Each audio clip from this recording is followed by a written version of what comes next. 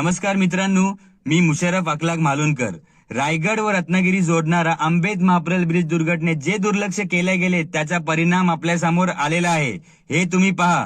बार्जेटच्या जोरदार धडक बसल्यामुळे जे गॅप झालेला आहे त्याच्यानंतर देखील सर्वेक्षण न करता वाहतूक दुचाकी व चारचाकी लाईट व्हेकल साठी सुरळीत करायचे आदेश पीडब्ल्यूडी करून आलेले आहेत.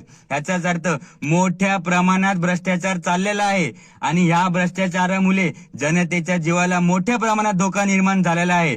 तर माजी मुख्यमंत्री देवेंद्र फडणवीस आणि उपमुख्यमंत्री एकनाथ शिंदे साहेब व माननीय गृह राज्यमंत्री व आमचे आमदार योगेश दादा कदम जे नेहमी ह्या पुलावरून प्रवास करतात व सार्वजनिक बांधकाम विभागाचे मंत्री महोदय भोसले साहेबांची मागणी आहे त्यांनी या गोष्टीवर लक्ष टाकून ह्या भ्रष्टाचार का झाला आणि संबंधित गुन्हेगाराला का वाचण्यात आली यामध्ये इन्व्हॉल्व असणारे संबंधित जे गुन्हेगार आहेत त्यांच्यावर योग्य ती कारवाई करावी हीच आमची नम्र विनंती.